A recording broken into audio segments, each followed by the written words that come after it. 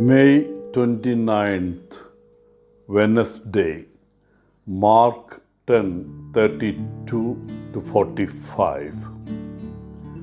A little tortoise was constantly facing a complex of feeling too low in life. Seeing the various other animals moving swiftly and speedily, the tortoise would very often hide itself in its shell. It felt that it could never progress in life. One day, it came across a wise person and sought an advice of how to get the best from life. The wise person replied, "My little tortoise, always remember that you have been created specifically. So never feel low or bad about yourself.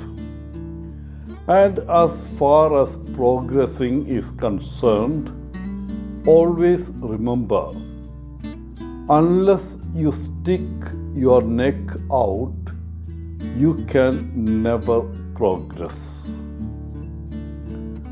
Sticking the neck out, of course, meant taking a risk.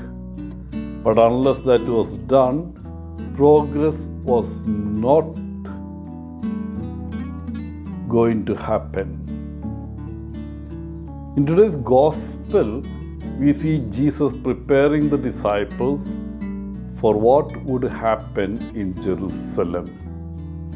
He tells them that when they get to Jerusalem, the Son of Man will be handed over to the chief priests and scribes. He goes on to say that he will be mocked, spit on, and condemned to death. However, after 3 days, he will rise again. Imagine the disciples' reaction to these statements. They clearly knew that Jesus was a controversial person, but they were stunned at the possibility of arrest, condemnation, and death. This simply was beyond their comprehension. And though they knew that Jesus was in danger, they did not want to listen to what he was saying. In the middle of this dialogue, James and John come to Jesus and say, "Teacher, we want you to do whatever we ask." They were not concerned about what Jesus was saying. They said nothing to him about the prediction of his death. They simply wanted to ensure that they would have a place at Jesus' right and left hand when finally he is in his glory.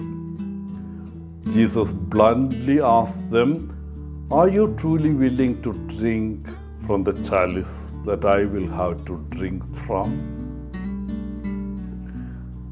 Jesus is preparing his disciples for his impending suffering, death, and resurrection, highlighting the true essence of leadership and greatness. Jesus' words to his disciples serve as a powerful reminder that greatness in God's kingdom is not about being served, but about serving others. Jesus' example encourages us to look beyond our ambitions and desires for personal glory. Instead, we are called to emulate his sacrificial love and his servant heart. This is not an easy path, but it is a path that leads to true fulfillment and purpose. By serving others, we find our own lives enriched and our spirits uplifted. Wishing you a good day Father Paul, CSSR from Kerala.